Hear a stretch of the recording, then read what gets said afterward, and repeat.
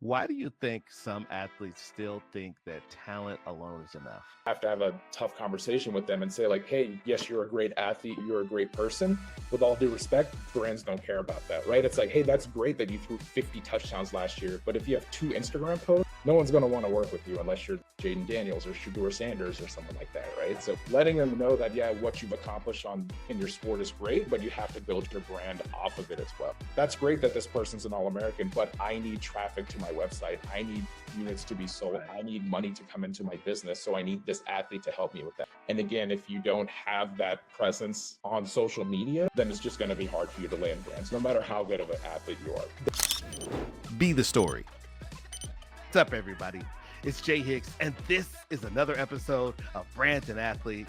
And today's episode could literally change a student athlete's life. NIL is not just a side hustle. It's not just something on the side. This is the new reality, the new economy. And people who treat it like a full-time business, they're going to win big. My guest today, Tariq Ahmad, NIL educator and sports agent. Welcome to the show.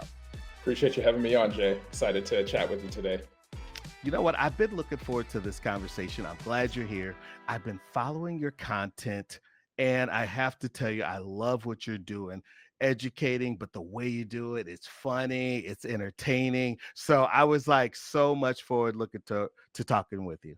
Yeah, no, I appreciate it. Yeah, just trying to make the content relatable, right? Because it's you mentioned student athletes, and you almost have to speak their language, right? Yeah. Because it's like your audience is really 14 to 22-year-olds, so it's like make it something that's digestible for them, something that's short. Attention spans are getting shorter and shorter, as you know. And I know you have a great content series as well, and you do a good job of like breaking up that content and speaking the language of student athletes. So meet them where they are, is what I say. Yeah, and one thing that I love about you in this space, there's a lot of people that talk about NIL, they talk about building brands, they talk about building a community. One of the things I think that separates you is that you're an operator. You're creating content, you're in the space. I know you have a tremendous background. I think I read somewhere you were in like Meta's NIL empower program. Is that right?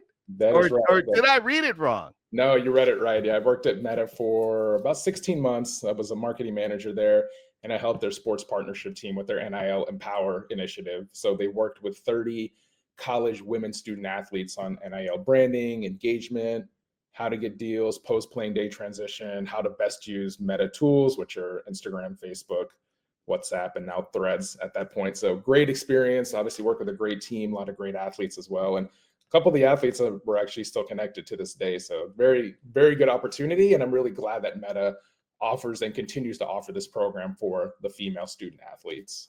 Yeah, and I'm excited here at Brand&Athlete, where we really tell stories. Today, we have a sports agent, an educator, and most importantly, a truth teller in the NIL space because you shoot it straight.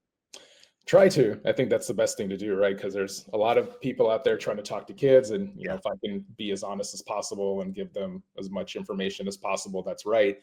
Up front, I think that's so important because, as you know as well, we need to tell student athletes not what they want to hear, but what they Yeah. need to hear. And I think like just giving them that information and letting them know that this is what you can do and this is what you can't do is really important. Yeah, that's it. And that really sets the stage for this conversation. I want to talk about the NIL landscape in 2025, right? It's 2025. NIL has been legal for several years now. Some kids are absolutely thriving and others are lost. What's the biggest shift you've seen in the NIL space over the last 12 months?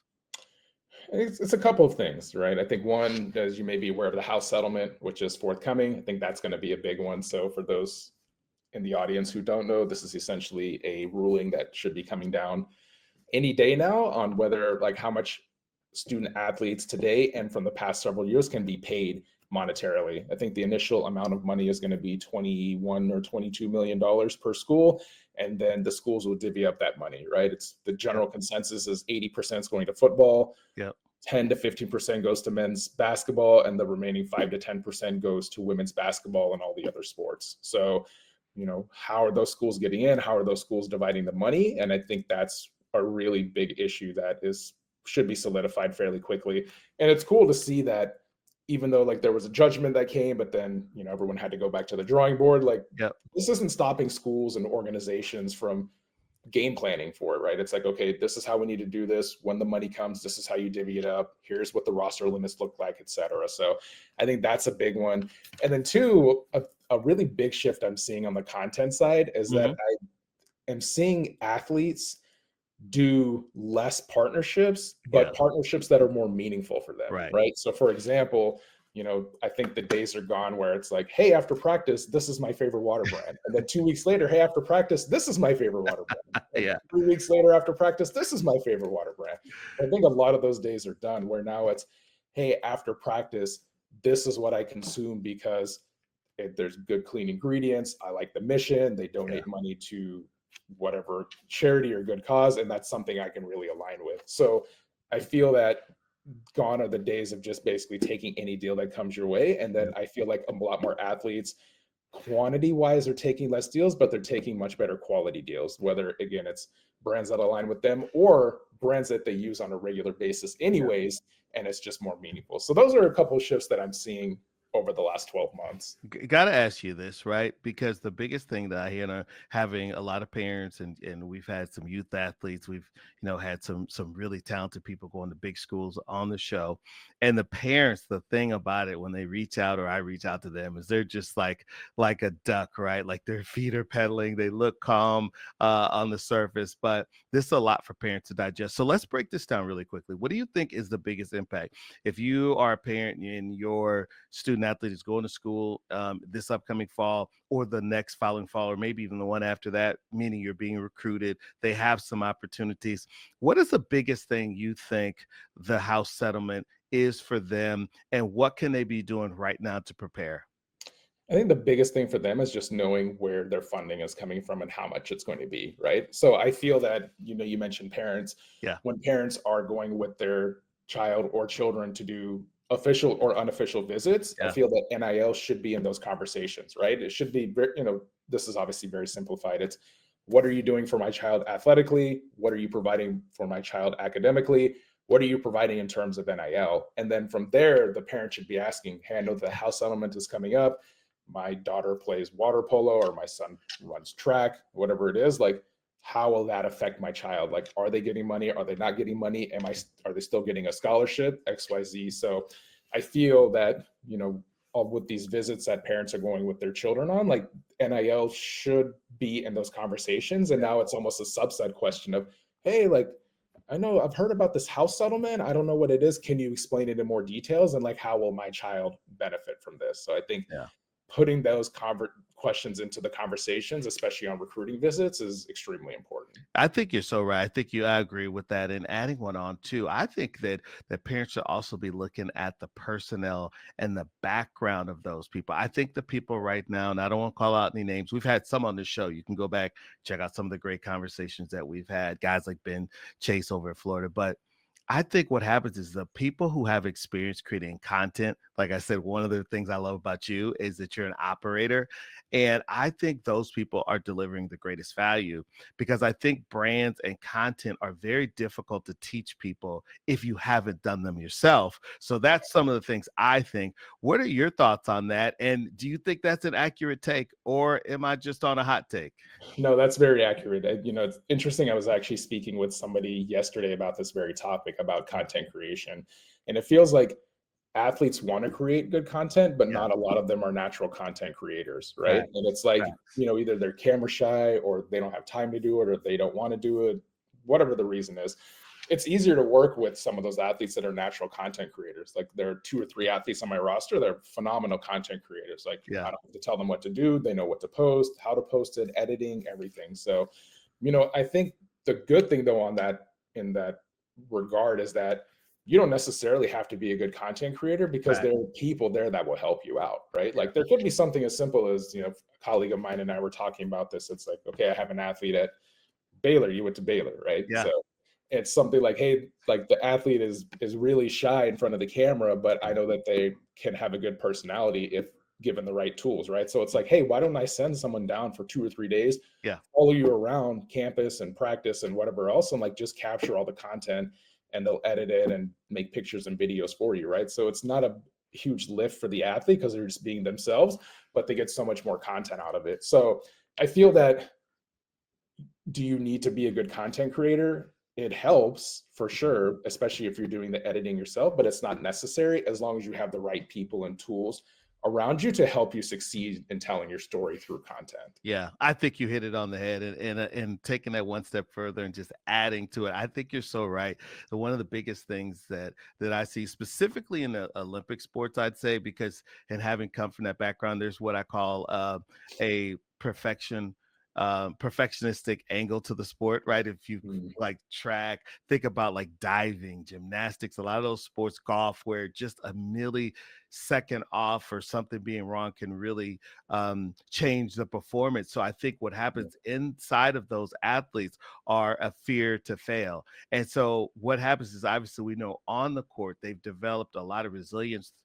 And so what they're needing to do is then build that same confidence through reps on the yeah, content side. And some of the things I think they can do is maybe not even starting off with doing some of the more direct in camera pieces, maybe some of the things like your favorite, your 5 favorite drills, right? That you just filming you doing what you do. And like you said, sending someone out or having it set up. I love your angle because I think it takes the lift off of the athlete and focuses on action. So I really love your insight there. yeah. No, I appreciate it. Yeah, I think that's real valuable. I mean, I just tell athletes, like you mentioned drills specifically, right? It's Yeah. like, hey, you're whatever, you're a tennis player, like I mean, the image content you can get out of that, just go Yeah. practice. Okay, here are forehand drills, that's a video. Right. Here are backhand drills, that's a video. Here's approaching the Yeah. net.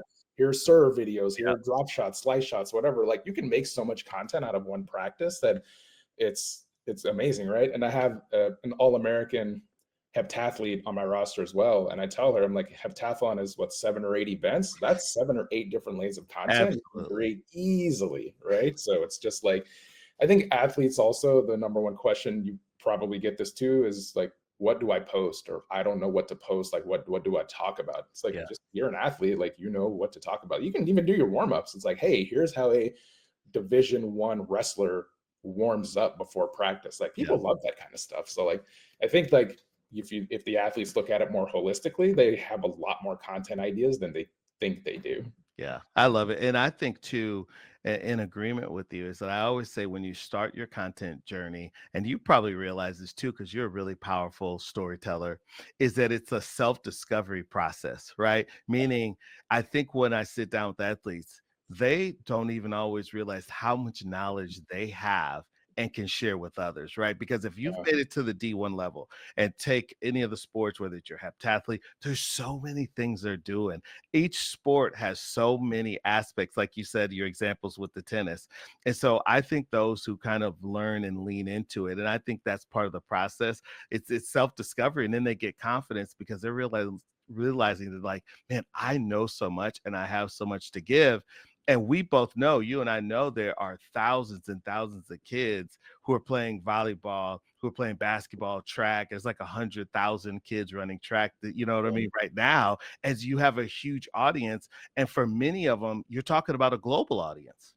Yeah, absolutely. Yeah, I think sometimes they're just, and not to their fault, right? You know, sometimes they just don't know what to post. Maybe they're not thinking about it that way. But you know, to your point, like there's so much more Yeah. that they can post, and you, like you said, you don't realize that, hey, you're in front of a global audience, right? Like, hey, yeah, you may run track at a high school in Tennessee, but someone in Romania may see your film or your footage or you know your video on Instagram and start implementing your techniques into their running for track. So, and I think just having that knowledge, and as you mentioned, athletes have so much more to share that they don't Yeah. realize. And like people love this kind of content. People are like, hey, like I love watching a day in the life of a Division 1 athlete, or hey, I love watching a get ready with me from a Division 3 softball player, or I love watching how, you know, whatever it is, right? Because, you know, as you mentioned, Division 1 athletes obviously are very elite in their sport.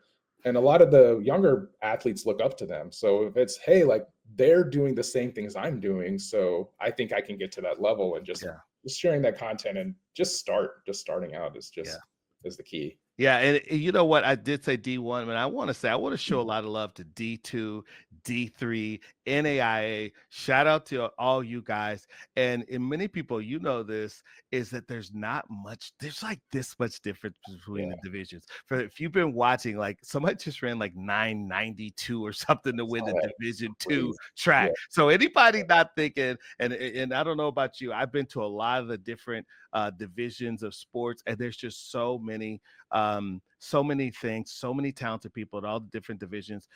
So JUCO. So if you guys are there, don't look at this as this is just for the big sports. It's just for the Power Five. That is one of the big myths. And we're going to get into 5 things that we think athletes aren't doing well, but I think that's a missed opportunity. So if you're on somebody's campus and they've let you get a jersey, I'm just saying you have a lot to share. Yeah, absolutely. Yeah, I think if you play any level of sport past high school, like you're way better than you think, right? Yeah. Like it's just, I know sometimes athletes get caught up in like, oh, if I'm not Travis Hunter or if I'm not Libby Dunn or Caitlin Clark, I'm a nobody. It's like, no, you're somebody. You're actually a much better athlete than you think you are. Like, you know, I go on Twitter, which is now called X. You know, there's a guy who was, you know, he says, hey man, I play pickup basketball twice a week. I've been doing it for the last 10 years.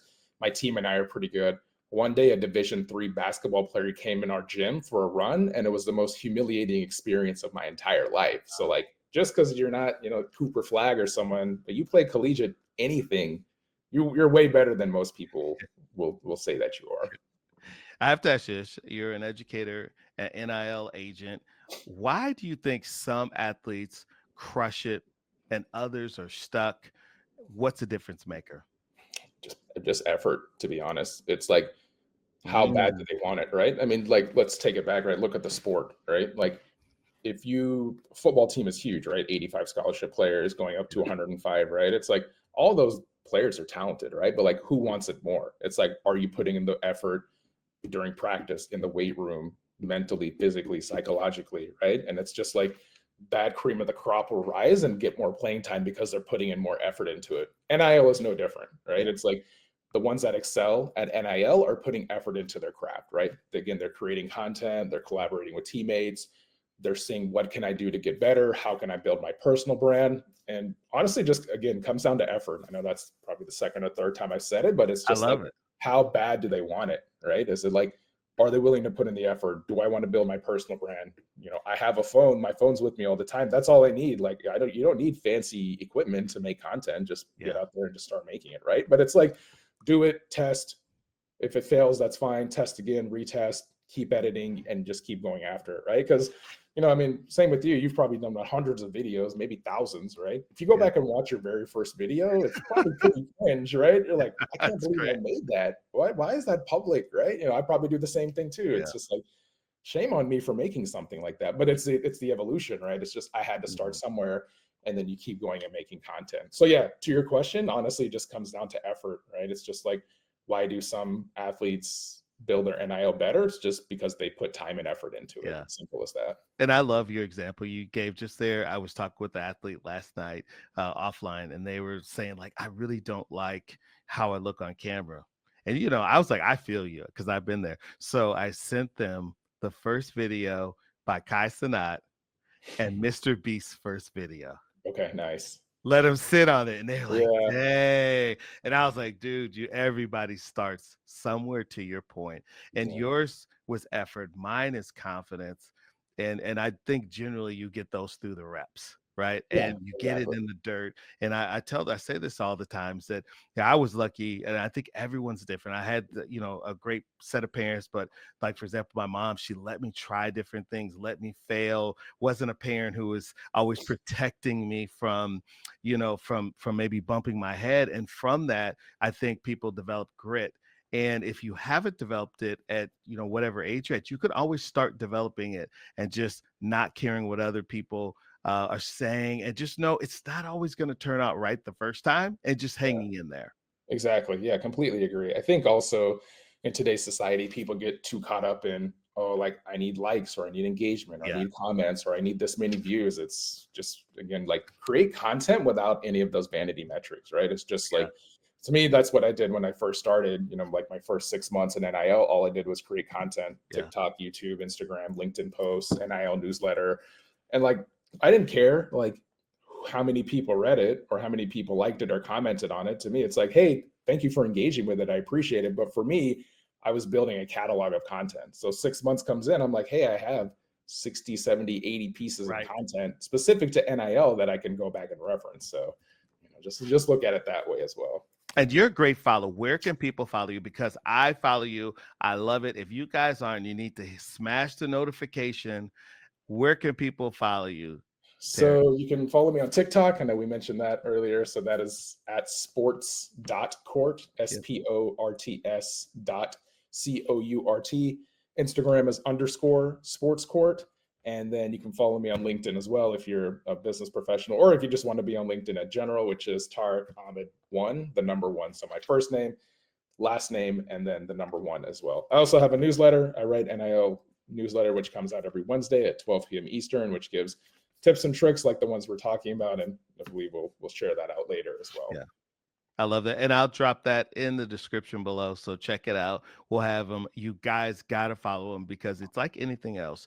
If you want to be good, you have to, really surround yourself with the information, follow people who are thought leaders like Tariq and myself and other people in this space and really immerse yourself. So I appreciate it. And really, I want to thank you too, because, we know when you first start creating content, like you first started, it's a thankless job, right? Like, meaning that, like you said, you were in the dirt, you were figuring out your voice, I would imagine, how you wanted to deliver the content. And one of the things, and I'm going to use you as a quick example of success, I love it because I think what happens is I always tell people to get started because in our minds, I don't know if this was your experience, you have this vision that what you think the product or the experience is going to be like for the people consuming it. Then you get started and you realize like, oh no, I thought it was going to be here, but it's over here. Was that your experience as well? Yeah, 1000%. I think it's, we always look at the finish line, but we don't look at the starting blocks, right? Yeah. I know you're a track guy, so hopefully you appreciate that analogy. So, but yeah, I think that's what it is. And you'd mentioned earlier about showing someone Mr. Beast's first video or Kai Cenat's first video, right? It's like they had to start somewhere, which is obviously way different than their polished, finished content. So I was the same way, right? It's just like, hey, this is what I think it's going to be. This is what I want it to be. But obviously I'm doing it step by step to, get there. It's not obviously where I want it to be right now. And I mean, honestly, none of us are finished products with our business or our own lives as well, but keep putting in work and it'll get there eventually. I think you're right. And I think you hit on this earlier. Everyone's obsessed with stats, but the brand, the digital footprint, that's where the equity lies. Yeah. How do you coach a kid who's got talent, but maybe doesn't have the online presence? They're invisible. I call it being visible online. What's the first thing you say to them?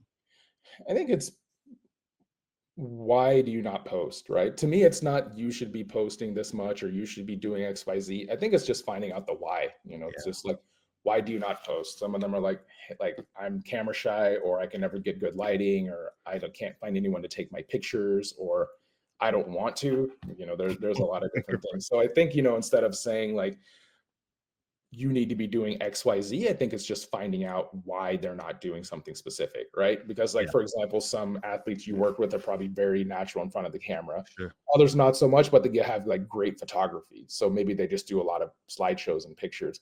Some are like very comfortable in audio. So maybe they just do voiceovers that don't feature their face at all. So I think the key is just, when I meet that student athlete, is just finding out why and then meeting them where they're at, right? So again, if they don't want to be on camera, that's fine. Like, let's find a different way to get you highlighted and build your brand.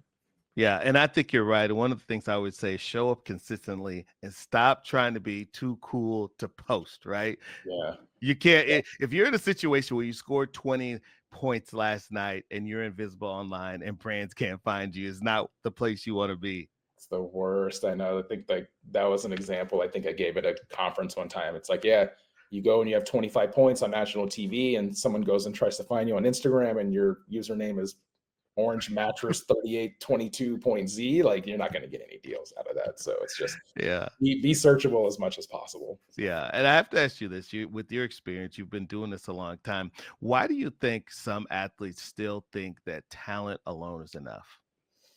That's a great question. I actually had a tough conversation with one of my athletes last year about this. She said like, hey, like I'm a multiple time All-American, like I'm very accomplished in my sport. Why am I not getting more deals? And they're right, in terms of their sport. But I think that, to your question, they think that on field, on court, on track performance carries over to their personal brand when it Right. absolutely does not, right? Because so I have to have a tough conversation with them and say like, hey, yes, you're a great athlete, you're a great person. With all due respect, brands don't care about that, right? It's like, hey, that's great that you threw 50 touchdowns last year, but if you have 2 Instagram posts, no one's going to want to work with you unless you're like Jaden Daniels or Shador Sanders or someone like that, right? Yeah. So it's just like letting them know that, yeah, what you've accomplished in your sport is great, but you have to build your brand off of it as well. It is a little bit more work. And again, brands want to know like, that's great that this person's an All-American, but I need traffic to my website. I need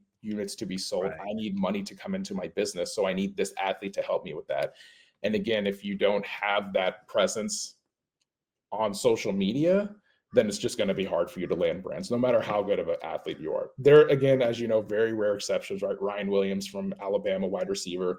He only had 2 Instagram posts before he had a massive game early last season, and then he got all these deals. Extremely rare exception, right? Yeah. That's not going to be you, with all due respect. So it's just, I think it's just like letting him know, like, yeah, you're a great athlete, but disconnect your mind from that and start making content and start building your brand, because that's what brands want to see. And you can even take the example of just like fitness influencers in general, right? Like, okay, a lot of them used to be college athletes, now they're not, but they're still creating content that's Right. fitness related, and that's how Yeah. they build brands. Like, they could have been a 4-time All-American in their sport, but sports is done and they're still creating content. That's how you get deals. Yeah. It's someone I think of totally out of left field who is a content creator. But every time I look at this guy, I'm thinking, man, this guy could have been a superstar. And that is I Show Speed. I Show Speed, Yeah, right? yeah. This guy can play soccer, right? He's gone to Europe, played in soccer matches. He was just on WWE or one of the wrestling. He got totally wiped out. If you haven't seen it, you got to go I check that watched it. out. Yeah, it was good.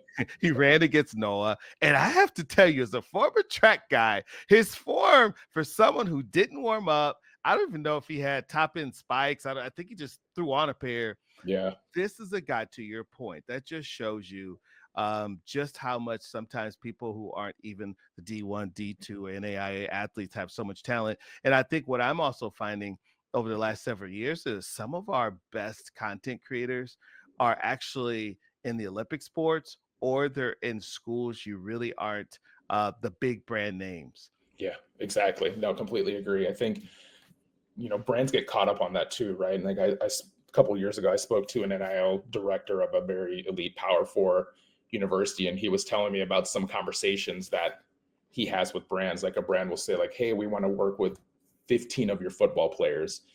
And he would say, okay, that's great, but we have 30 other sports and we have plenty of other athletes that create really good content. You should work with them instead. And they were like, no, we just want to work with football. That's it. And he's like, Right. okay, well, like, I'm trying to offer you, like, you're missing out on a really good pool of student athletes who can give you a much broader audience, and sometimes brands just get too stuck in that. And you're right, like, there are great content creators out there that are, like you said, water polo or field hockey or lacrosse and anything, Division 2, Division 3, and like, they know how to build their brand. And they didn't let the fact of, okay, I'm not Division 1 or I don't play at a Power 4 school stop them from doing that. Like, they're taking control of their brand because they know it's valuable for them. Yeah, I think you're so right. And, one of the things too, I think you'll find with them is that the engagement level is super high with the athletes that we're both talking about, because I think they focused on building a community of supporters rather than the followers. So I think the reason why they're getting so many deals and they're getting 2 and 3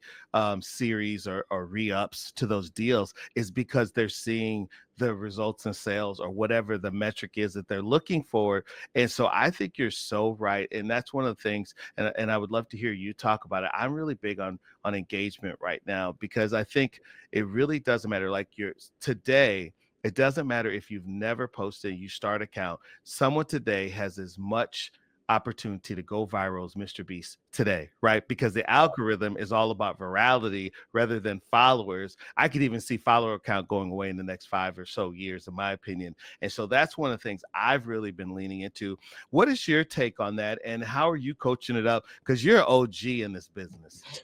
Yeah, I completely agree with you. It's just like, don't look at follower accounts. Don't worry about that. It's all about engagement, right? I think I did a LinkedIn post about this last year. It's like, okay, say a brand, like here are two athletes a brand can choose from. Athlete A has 50,000 Instagram followers and a 3% engagement rate. Yeah. Or athlete B has 3,500 followers, but a 30% engagement rate. You'd be smart to choose athlete B because the engagement rate is so much higher. Like Right. number wise, it actually may be the same, like 3% of 50,000 versus 30% of 3,500 or Sure. 5,000 or whatever. But like just knowing that you get a much more engaged audience out of the smaller follower count is so important, right? And I get it. Brands get stuck in that mindset too, like, oh, we don't want to talk to you unless you have 25,000 Instagram followers or For sure. 50,000 TikTok followers, right? But I agree with you. It's that creating content and making it engaging. If you hit the algorithm and you hit a trending topic or you just create something that really resonates with someone is so much more important than your follower count, because your follower count can only get you so far, right? Because again, like you can go look at an athlete or anyone who has whatever 125,000 Instagram followers or TikTok followers, and their posts are getting like 40 likes, 50 likes. Like, that's pretty much nothing, right? Again, but you have someone who has 700 followers and is getting 500 likes and engagements and comments. That's where the real value is at. So I tell the athletes the same thing, like, don't worry about follower count, create the content and your audience will follow. Yeah, no, you're right. I'm in love with micro influencers, right? I think they deliver so much value. I think brands are now seeing that. That's why you're seeing some of these folks between $2,000 and $15,000 getting a lot of deals. So I love it. I love it. I'm sure you're seeing that as well.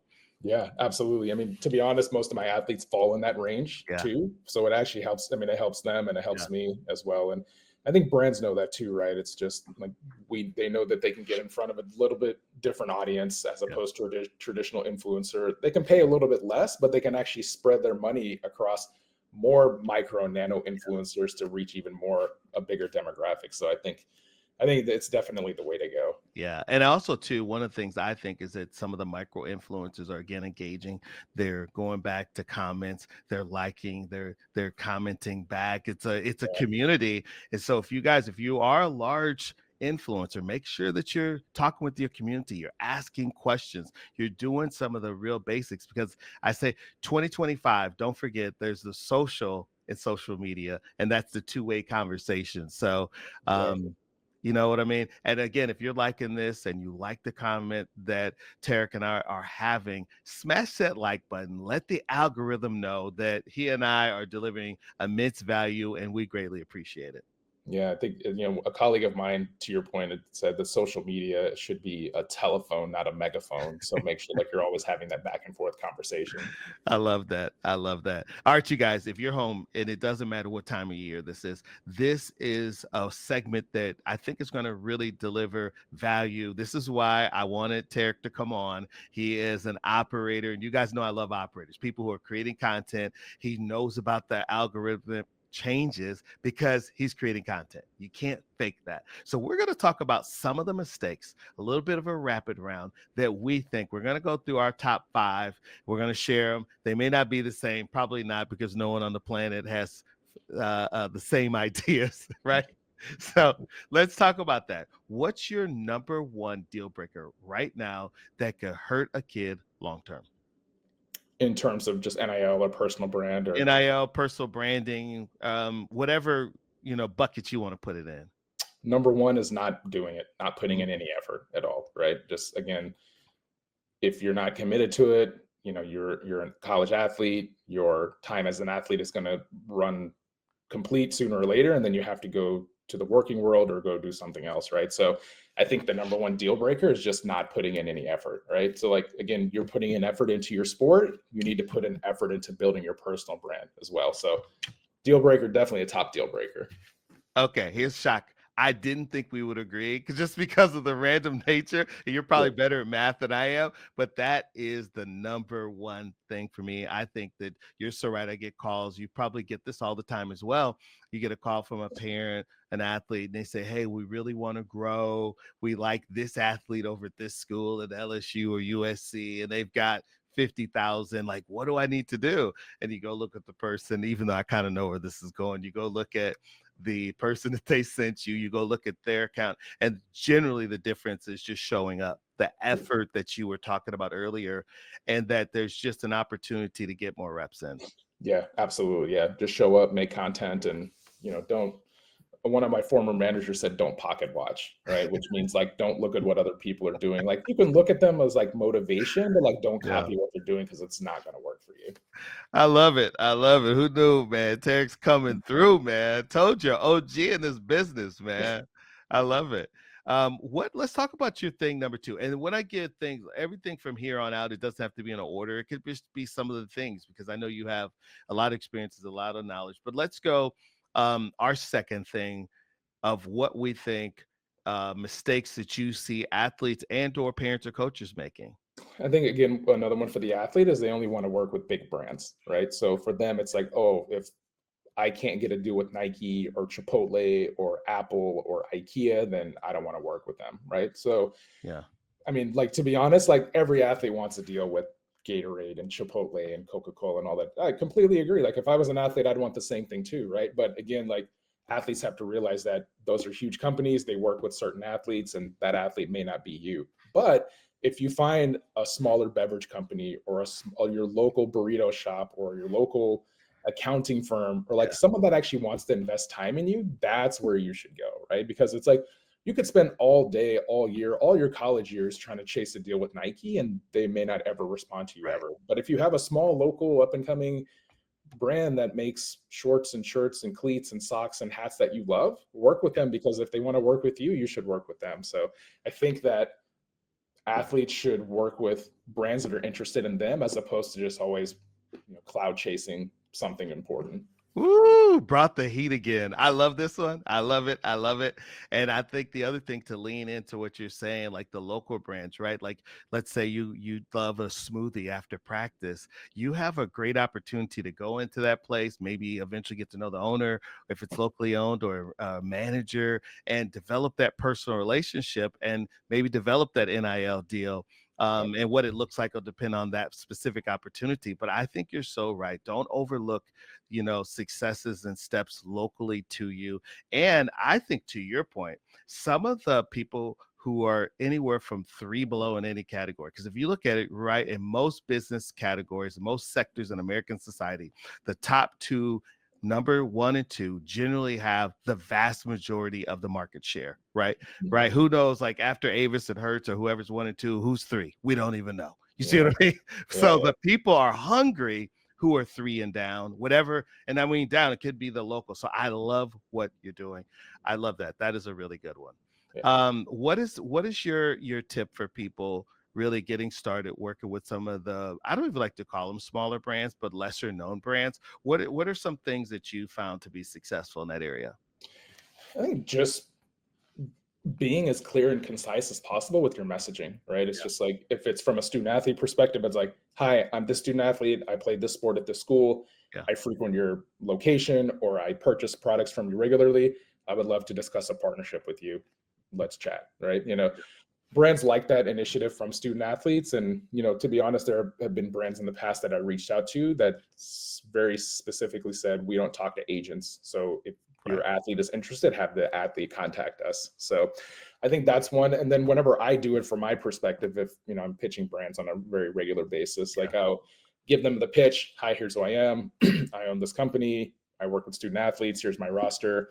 And I'd love to partner with you. Here are 2 ideas on how we can partner, right? So I give them like very specific ideas of like, here's how my athletes can work with your product, and give them a couple different things, right? So that way it feels more personal to the brand, because brands get a lot of emails, right? Like from people like me and you, right? It's just like, hey, like I want to work with you. It's like, yeah, great. Like my inbox has 400 messages just like yours. So it's like, how can your message stand out? And I feel that way, if you like take away the creativity from their plate and give it yourself, then it helps open the door for you a little bit more. Like, admittedly, it's not a 100% open response rate, but I found that I get more responses from brands that way because of that, because I've given them very specific examples of like, here's how we can work together. And I think they appreciate that. I love it. I think you're spot on. My number 2 is not understanding distribution. Oftentimes I get athletes ask me like, what's your favorite platform? And you know what my answer is? All of them. Love the distribution game, right? Because as easily as you made that piece of content, now we have software that can easily turn it from vertical to square and also the other way, and really making sure we're on the platforms. One of the ones I really love right now, you're on it, you're big time. LinkedIn, I think, is the most underutilized opportunity in 2025 to connect with people in the space, brand managers, peers, really get people who are thought leaders like yourself, your newsletter, you react in real time sometimes to different things that are going on. Yeah. So I think it's overlooked. And I think really understanding, because once your numbers also get a lot bigger, if you're taking that same piece of content and putting it across 5 channels instead of maybe just focusing just on Instagram or just on TikTok. Yeah, absolutely. Yeah, you're right. Distribution is key, right? Because it's, you may post something on Instagram that doesn't do great, but you could post the same thing on TikTok and it blows up out of nowhere, right? Which is Yeah. great. Or vice versa, right? Like you put it on TikTok, it doesn't do great. You put it on YouTube and it takes off. So it's just, I agree with you. Like never underestimate the content game and never underestimate what's going to resonate. Like you may feel that I don't think this content's going to do good on this platform, then post it anyways. Within reason, right? Like LinkedIn is not like a home for like all kinds of content. It's very specific content. But if you feel like, oh, I don't do good on TikTok, I always do good on Instagram, that's fine. But like you're not that much effort to put it on TikTok. What is it? You upload the video caption, Right. hashtags. Like you're at like 3 minutes of time, right? So like, Right. but you're not out that much time for the same content, so you might Right. as well just do it. So. I think you're right. And one of them too that I'm going to plug really quickly, YouTube Shorts right now. It's really hot for us. We're consistently doing well, specifically if you understand how to write, how to do thumbnails over there, you can really get a lot of exposures. It's probably the number 2 platform that I really think that athletes should and content creators should focus on. And there's a legacy play there. But Yeah, all right. absolutely. We're gonna go to number 3. What's your number 3? I'm excited. I can't wait because you've been killing it with 1 and 2. No pressure. I'd say number 3, let's go to the parents. I think the parents need to have better expectations or more realistic expectations for their kid on what is offered for NIL, right? So again, they should not be looking at specific athletes in specific sports that are similar to their child, right? It's just like, that's great that athlete has had success, but like you need to focus on your own athlete, right? It's just like, are they creating content? Do they have a good image? Do they have a personal brand? What are they doing there? So I feel like parents should focus less on what the other big stars are doing and focus on how they can help their own child or children build their personal brand as well. Ooh, you're bringing the heat, man. If you're a pitcher right now, brother, the clock, the catcher's hand, there's smoke coming off the glove. Off the glove. If you know, you know. I love that one. That's actually our next segment. So we're gonna dive deeper into that in a second. I'm just gonna say I think you're spot on there, and I'm gonna give you my next one, and that is failing to understand the platforms. Right? How understanding how we deliver platforms and content, understand the difference between what we post on TikTok versus Instagram, right? Versus Twitter, right? Do we have the first 3 seconds of that video nailed down to draw the user in, and understanding how to write copy contextual to the platform, right? I always talk about that I like for the copy to be written contextual to the platform of how people act and speak, right? We know TikTok language, commenting is big there, right? As opposed to, making sure on Instagram, for example, that we know that right now, things with multiple photos in a carousel are over indexing right now. So just understanding those things and not just spraying content, that would be my number 3 item. I love it. I love it. Yeah, you're right. It's like understanding the platform, understanding the algorithm. Just because something works on Instagram doesn't mean it's going to work on Twitter or Snapchat or somewhere else. Yeah. All right. We're going to go to number 4. What is your 4th item that you've got? Now we're going deep into his bag. I think that back to student athletes, if you don't play football or basketball, that's perfectly fine. Like people think like, oh, I can only get NIL deals if I'm a football or basketball player. That's not true. I know we've talked about this 4 or 5 times already, but it could be any sport, any level, any school, anything, right? It's again, like it's your personality. How regularly are you creating content? How good of a content creator you are, etc. So I think, I will say that football and men's basketball tend to get the more prominent deals and the larger money deals. But there is a pool of money for all the athletes out there. So I think that student athletes who played other sports should not let that stop them from building their brand and making content. Another good one. Another good one. Man, five, I know is going to be really good. I love that one. I'm going to go, my number 4 is failing to show up authentically in yourself, in your brand, and on the platforms. Yeah. I think what we're seeing is people, like you said, comparing themselves to other athletes, other brands, and then not understanding why it doesn't work. When in reality, each person has their unique story, their unique experience, and that's actually what separates them. And telling that story authentically is the best way to show up and the best way to be yourself because it's consistent and it's sustainable. Yeah, completely agree. I think it's, if you're not your authentic self, people will see right through it. They'll Yeah. see through your content and see that you're being fake, or like, don't be someone you're not either, right? Like if you're not funny and all your teammates are funny, like don't try to be a comedian because it's just not going to work because Yeah. that's not naturally who you are. So I agree. Like be authentic to yourself and you just make so much better content that way too. Yep. I love that one. I love that one. All right. You going to number 5. What is your 5th item? Let's go with NIL is only one piece of the pie, right? People think that, oh, if I don't get deals, I'm nobody, right? Because like if you look at a student athlete's pie, right, it's big, right? There's Yep. athletics, there's academics, there's NIL, there's social life, there's whatever else there is, right? So like I think some athletes put too much effort into trying to build their NIL and they leave other things behind, right? Because you're at school to play a sport, go to school, right? If you're not doing well in class, you're ineligible to play. If you're not doing well on the field or in practice, you're not getting any playing time. So I think that understanding that NIL is one piece of a larger pie in your life is really, really important, right? Because even though I preach NIL all day, every day, I still understand that honestly, like NIL should be like 4th or 5th in your priority list of what you are as a student athlete. So I think if you treat it that way, like still give 100% effort into it, but like if you treat it that way, knowing that, hey, this is just one piece of who I am as a person and an athlete, then I think that's better off for you. And I think you're also you're spot on there. I would call that sometimes gripping the steering wheel too hard.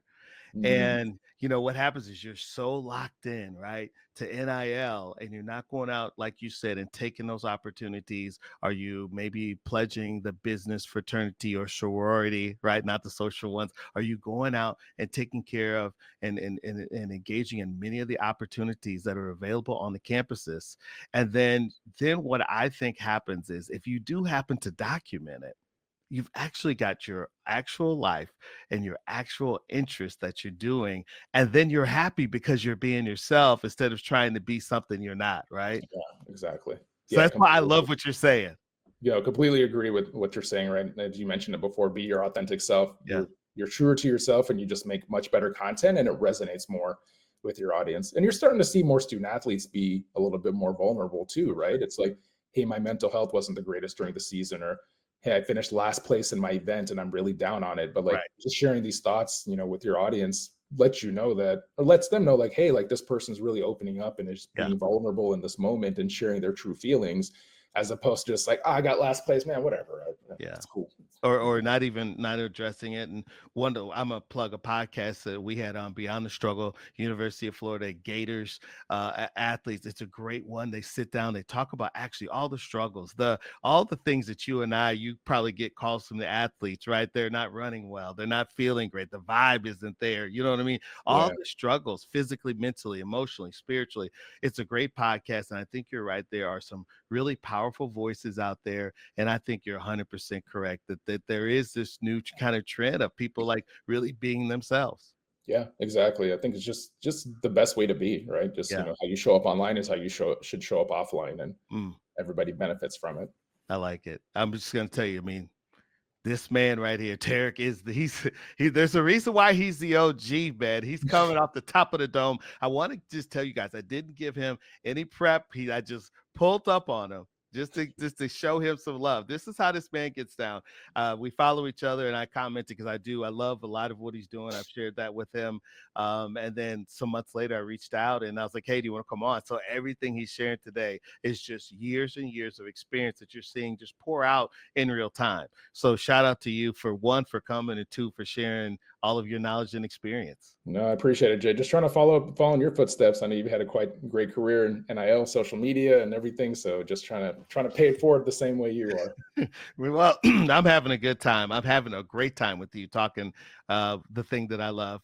I'm going to go with my number 5 is not understanding the massive opportunity of social media. I think we're going to look back in 10 or 15 years and we're going to be like, what? In 2025, social media was free? And right, AI hasn't even taken over, which could totally change search and things like that. And we don't even know if it's going to be free in the future. I'm not sure. No one knows. Yeah. But I think there is a legacy play here for many people because we know just a very small percentage of athletes go pro, and then even smaller stay longer than 3 years, right? So for many people, you can really create a brand, an opportunity that really changes your life and that of those in your life. Yeah, absolutely. I think it's just knowing that, as you mentioned, athletes, if they go pro, are only there a few years, right? And I Yeah. think I did not come up with this phrase, so I cannot give myself credit, but I'm sure you've heard this phrase: NIL is not 4 years, it's 40 years, right? So it's, Yeah. like, yeah, you're a student athlete for 4 years, or as you mentioned, maybe you're a pro athlete for another 3 or 4 Yeah. years. Okay, now you still have 32 plus years or however many years to go do something else, right? Yeah. So it's like, what are you doing to build that part of your life, personally and professionally going forward? Yeah. And to your point, even I've said, behind me, I've got my Baylor shoes. Some of you guys can see the spikes the last time I laced it up. And so when I was there, I mean, some guys that I went to school with, they won Super Bowls, they went on and did great things. And because people are living so long, even if you have some of the largest deals out there, most people are going to get a job or a business or something because it's really hard. Even if you're making the top dollars to live the rest of your life, your average person, they say, is living 74, 75, but you start digging into professional people, go to the doctor, that number shoots up high. Right. Yeah. So Yeah. this is a massive opportunity. One thing I'm going to give Gen Zers and everybody kind of younger than them, I think that they really understand it and can lean into it. So I think this is just a massive opportunity for them. And we're talking about the group that I loved, and because I love Gen Zers, I love millennials, I love them. I mean, sometimes people have jokes about it, but I absolutely love it because these are people who changed workplace attire, workplace culture. They came up with things that in the past we just forgot to eat. They came up with something called intermittent fasting. True. It's a good way to save money. You know what I mean? Come on, Shout baby. out to Gen Z for the financial tips. And yeah, you're right. Yeah, shout out to Gen Z Yeah, for really shifting society, right? That yeah, we don't realize. Like, I know a lot of older people like to disrespect them for whatever reason, yeah, but as the points you mentioned, and like free internships too, they're like, I'm not going to work for free. Like, you yeah. need to pay me for my knowledge, things like that. So Yeah, and you're in New York. How many places, even before COVID, were still wearing sport coat? If not, they relax the tie, and then this generation has it now where it's business casual in New York, which you've been in New York and living in New York. Um, that is a massive shift that many people maybe 10 or 15 years ago didn't think would be possible. yeah, completely agree. I was talking to a colleague about this very thing yesterday because he had asked, he's like, "Oh, you work in sports. How has the sports industry shaped how people dress over the years?" And I said, "That's a great question because it used to be three-piece suit Yeah, or business skirt and top or whatever, yeah, whatever you want to wear. But now it's like dark jeans and a button-down dress yeah, shirt and casual shoes or something like that. So it's like it's really shifted how we approach and how we dress, but now it's just the norm, right? So I think yeah. it's and that's almost like if you show up to somewhere in a suit, you're completely overdressed and you didn't. For sure. And shout out to you. I love that because for those you don't know, just because he and I kind of in the Beltway, what he's talking about is that many of the teams that reside in New York or have the New York logo on them, even if it's the team themselves or if it's a social network or anybody in media that's working with them, is a very formal dress environment. It wasn't, even though maybe out in San Francisco, the middle of the country, people have been business casual for years. That's not been the case up until recently. So Yeah, shout out to this generation. I love to speak about the great things they're doing. And one of the things that I'm talking about this because I think it's relative to content is I think this generation has done a great job of melding their life and what their passions are. And I think that's a massive opportunity for content. And I think that's why some of them are doing extremely well. And I think if some continue to lean into that, I see further success and opportunity there. yeah, completely agree. I think it goes back to, forgot if it was point number 1 or point number 2, where I said that athletes are doing less deals, but they're doing deals with brands that they resonate with. And you're right, it's like the Gen Z, the younger generations are just only working with products or brands that resonate with them, or it's, Yeah. hey, I want to make sure this wasn't tested on animals, or I want to make sure that this was ethically sourced, things like that. So, shout out to Gen Z for shifting culture in the right way. I love it. I love it. Which is hard to do in this country. You're talking about a big culture, the world's biggest economy, and arguably the most creative economy and in modern civilization, arguably. All right. Want to move it along to parents and coaches, what they get wrong. You alluded to this earlier. I love parents. Shout out to parents, all the parents who are taking kids to track meets, tennis matches all over the country, going through drive-throughs late at night in their minivan, and all for the love of their kid. But let's get it straight. Sometimes they could be in the way, Tariq, and I'm trying to be nice here. Yeah. No, completely agree. I received an email from a parent probably last month, 2 months ago. She said, hey, I came across your website. I see you do NIL. My daughter is an elite basketball player in the state of California. Okay. She's the #1 ranked player in the state of California. I'd love to talk to you about NIL. I'm like, okay, great. So I reply and I said, okay, great. Happy to chat. Can you tell me more about your daughter? Where does she go to high school? She replies, she goes, oh, no, my daughter's 9 years old. She's the #1 player in California in 3rd grade. I'm like, okay, that context would have been very helpful. And so then anyway, so I'm like, let me just chat with her anyway. So I had a quick phone call with her and, had to be honest with her and say, like, it's hard enough getting NIL deals for college athletes. It's harder to get them for high school athletes. It's pretty much impossible to get deals for a 9-year-old. Like, you may get a free hat or shirt here and there from the AU tournament, right? But I honed in like 4 or 5 times in our conversation. Like, you need to really focus on NIL education first and foremost, right? Like, she's going to school to learn. You can work with someone like myself to give them that education on how to build your social media presence, what you should be talking about, what you should be posting. As the parent, I assume the parent is the one handling the social media accounts, like what you should be posting and the conversations you have too. So it's just like, just being as real as possible with the parents is important, right? Because they're adults and, most of them are reasonable and they should understand that, it's not going to be great for them. Like, obviously I want it to be great for them, but they have to realize that, they need a reality check sometimes too. No, you're so right. I think having great insight into what's realistic, what the opportunity is. I think that is a great point. I couldn't agree with you more. I think also something that parents, and I can speak more freely about, is really micromanaging, right? Like, I think if I'm getting a young person who's contacted me from 19 to 24, and they don't really have self-confidence outside of their sport or academics, my original question would be, how have we not developed it, right? So if you're a parent before this, you have to let them hit their head. You have to let them experiment, because that's where, as I was talking about earlier, that's where your confidence is going to come from. And what I'm noticing now is that, as I tell athletes all the time, it has to be your dream. It can't be for mom. It can't be for your dad. It can't be for big mama. It can't be for, your TT. I was just keeping it real here, right? Like, because and then what happens is people aren't happy. Yeah.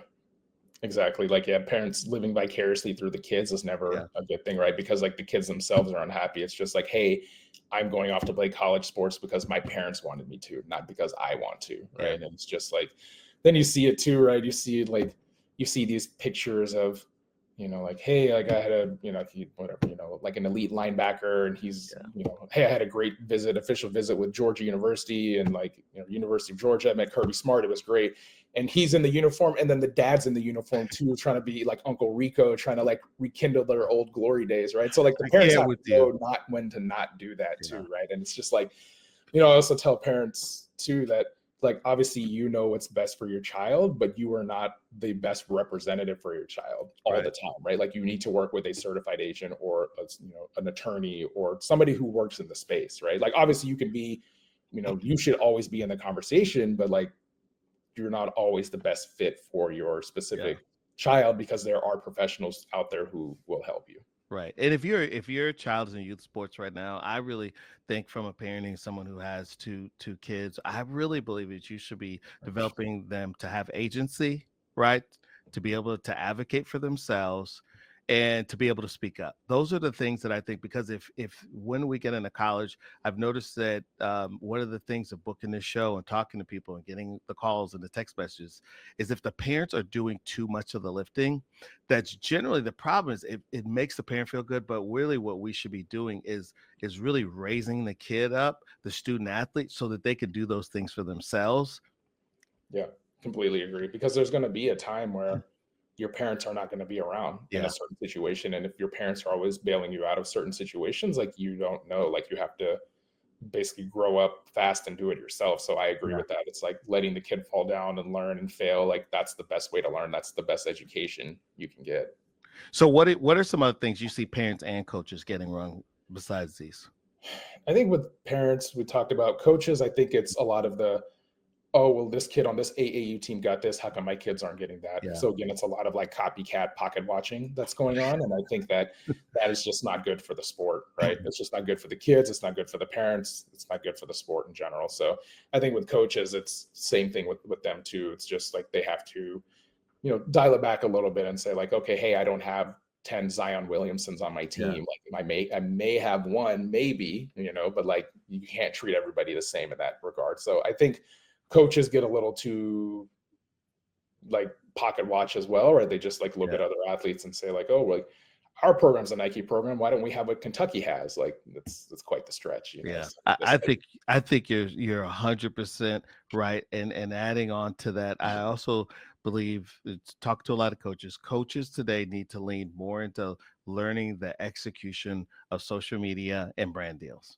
yeah, because I think what's happened, like I was talking to a 5-star recruit that's going to one of the top programs in America, top 5, I would say. And then I asked him, I said, well, how did you guys select? I mean, when you start naming some of these schools, some of these SEC, Pac-12 schools, I mean, you're now up there, it's like picking between a Bugatti and you know what I mean, a Ferrari, where, there's a lot of, either way, you're going to be good. The parent told me that this is the only coach that spoke at length on NIL. okay, And this interesting. is 2025, guys. This is 2025, and I've heard this isn't the first time I'm hearing this. And so, what I think we're just having an honest conversation here. I can say this probably more than you because you're an agent and probably don't want to step on some toes, and I jump on toes. Is that sometimes in the Olympic sports, I think there's a competition happening because some of these kids who are really performing well in terms of content and brand deals, they're actually making as much as, if not more, than many of the assistant coaches in the Olympic sports. Yeah, agreed. And I think there we have to talk about, because there's a tension. So what I mean is some of the Power 5 schools, your assistant coaches, oftentimes they're making anywhere from 90 to 250,000, depending on exactly which sport we're talking about. But we know that's very doable as a content creator. Yeah, exactly. Yeah, especially if you're creating the right content, you're getting it in front of the right audience, and you're consistent with it. Like, Yeah. like it could be there. So that would be my thing. And then one other thing that I would have, and I'm gonna come back to you. I think maybe pushing athletes too quickly towards money and not understanding the actual nuts and bolts of social content and creating a community that's engaged.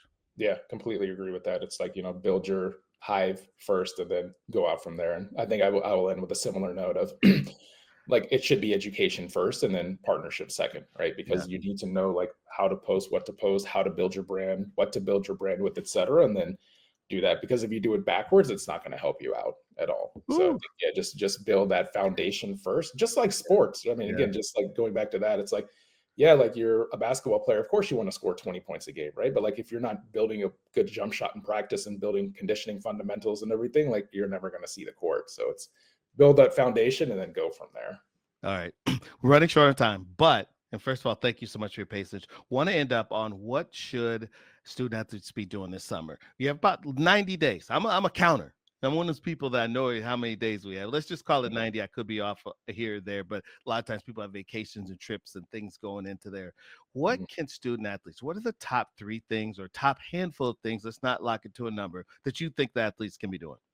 Creating content, first of all. I preach this every summer. It's just creating content. Like, again, it doesn't have to be anything fancy. It could just be like, hey, here's a day in the life of Yeah. a Division I student athlete. Like, I woke up, had breakfast with my family, went for a run, came back and showered, ate lunch, took a nap, went and trained, hung out with friends, whatever, right? Like creating content is key. And, if you can commit to, once a week on content, I think that's great, right? It can be video it can be a reel one day or 1 week. It can be images another week. It can be July photo dump, for July, whatever it is, right? So like just being consistent with your content is really key.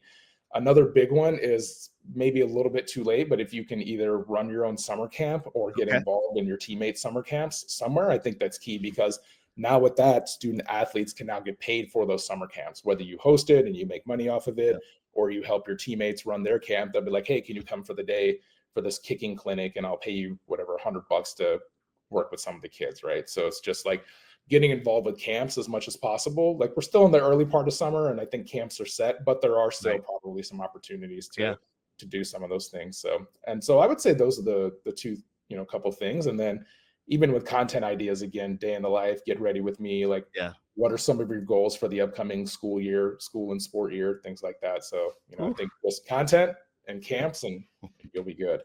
There you go, Tariq. Yo, this has been great. This is gold. This isn't theory. This is practical, and this is now. So seriously, guys, if you treat your summer like it's the preseason for your brand, you're going to be in a really great spot.